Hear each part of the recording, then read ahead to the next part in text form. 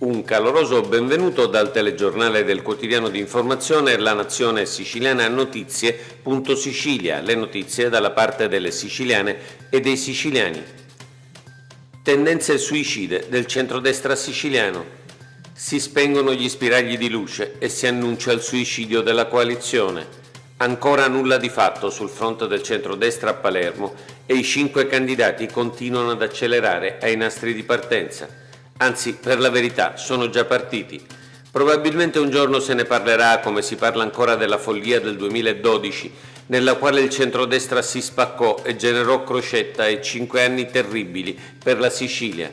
Ma in questa vicenda non hanno tutti la stessa responsabilità.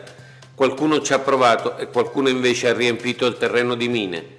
Ogni giorno, ad esempio, il presidente dell'ARS rilascia una dichiarazione funzionale allo scontro e alla rottura della coalizione.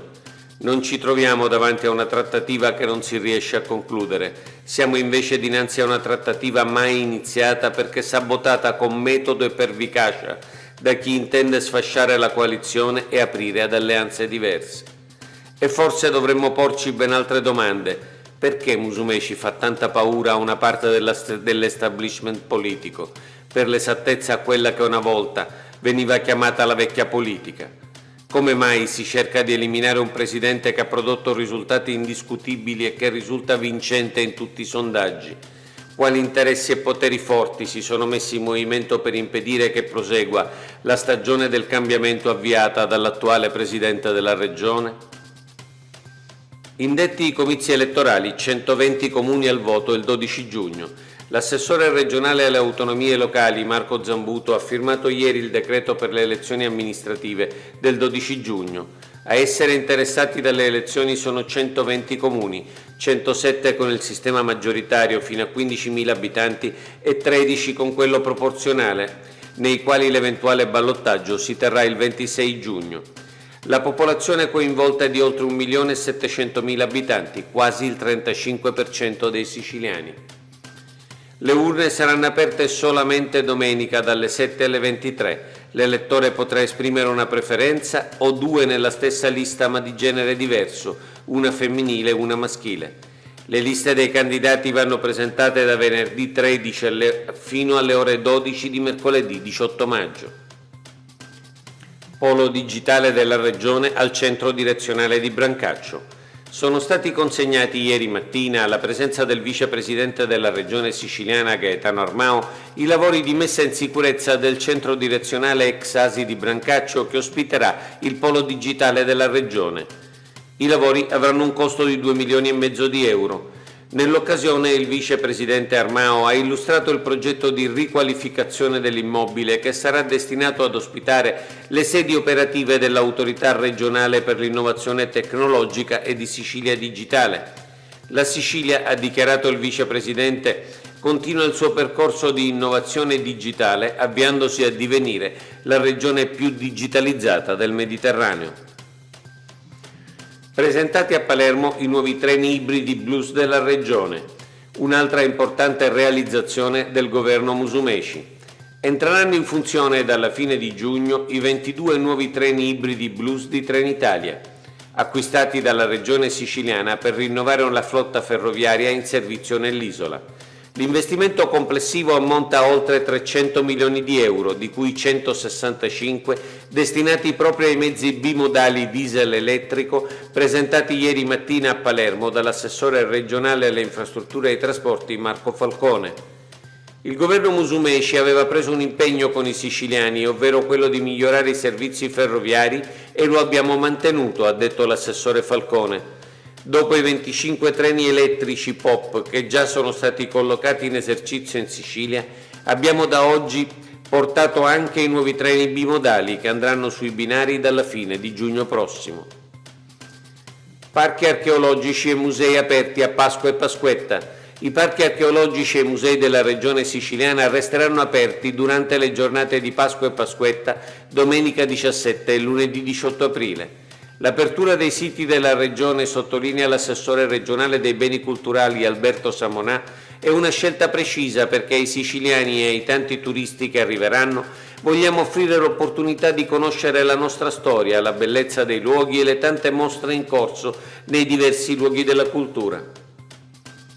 I vini DOC siciliani preferiti dai giovani consumatori italiani.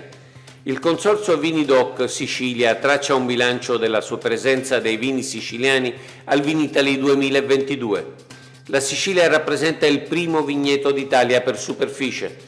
Il Consorzio ha chiuso il 2021 con una produzione di oltre 96 milioni di bottiglie. Il vino DOC siciliano è emerso come brand dalla forte identità. L'83% dei conoscitori dei vini siciliani DOC ne è anche consumatore, ma è il dato relativo ai consumi dei giovani di età compresa fra i 24 e i 29 anni a risultare dirompente. Il 79,4% dei giovani italiani rivela di apprezzare i vini siciliani, designando la Sicilia come prima area in cui si registra un incremento così importante della fascia più giovane.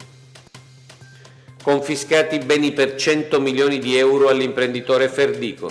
Giuseppe Ferdico, imprenditore leader nel settore dei detersivi, ha avuto la notificata la confisca definitiva di un patrimonio per un valore stimato di oltre 100 milioni di euro. Il procedimento, si legge in una nota della Guardia di Finanza, trae origine dalla risultanza di indagini eseguite tra il 2006 e il 2008, nel cui contesto Ferdico risultava indagato per la sua contiguità a Cosa Nostra, in particolare alle famiglie mafiose di Acquasanta e San Lorenzo, a cui sono aggiunte successivamente dichiarazioni convergenti di numerosi collaboratori di giustizia, nonché le risultanze della corrispondenza sequestrata in occasione degli arresti dei boss. Assolto nel primo grado di giudizio, veniva condannato in appello alla pena di anni 9 di reclusione per concorso esterno in associazione mafiosa. Il Ferdico, si legge nella nota della Guardia di Finanza, sarebbe stato fin dagli albori della sua iniziativa imprenditoriale a disposizione di Cosa Nostra. Autorizzato dragaggio del porto di Termini Imerese. La Regione siciliana ha autorizzato con decreto dell'assessore al territorio e ambiente Totto Cordaro l'avvio dei lavori di dragaggio del porto di Termini Imerese come da progetto dell'autorità portuale della Sicilia occidentale diretta dal dottor Pasqualino Monti. L'intervento di dragaggio, finanziato con fondi PON Infrastrutture pari a 35 milioni di euro, ha detto l'assessore Cordaro, prevede la realizzazione dell'escavo per incrementare la competitività del porto, assicurando il potenziamento del traffico merci. Salutando Letizia Battaglia, siciliana nell'anima. E in chiusura il nostro saluto a una grande siciliana, Letizia Battaglia. Ci ha lasciati a 87 anni dopo una vita conquistata e liberata con forza e determinazione assolute. Conosciuta in tutto il mondo per le sue fotografie e per la sua lotta ininterrotta contro la presenza mafiosa. Ha amato la sua Palermo di un amore struggente, tormentato, caparbio, come solo una donna è in grado di fare. Nel 1969 iniziò a collaborare con l'Ora di Palermo e le sue foto riuscirono sempre a trasmettere l'orrore e al contempo la stupidità del sistema mafioso. Ma non fu solo mafia la fotografia di Letizia Battaglia, fu anche luce e speranza di futuro, e i suoi scatti migliori furono quelli di donna fotografa a bambine che appena guardi ti sembra di vederne il futuro e la loro esistenza in uno scatto. E poi c'è la Letizia Battaglia che fu deputata regionale, ha avuto un rapporto naturale con la politica ma mai compromissorio, era una parte di sé come tutto quello che faceva, era un pezzo del suo impegno contro il cancro mafioso e per liberare la sua Palermo e la Sicilia.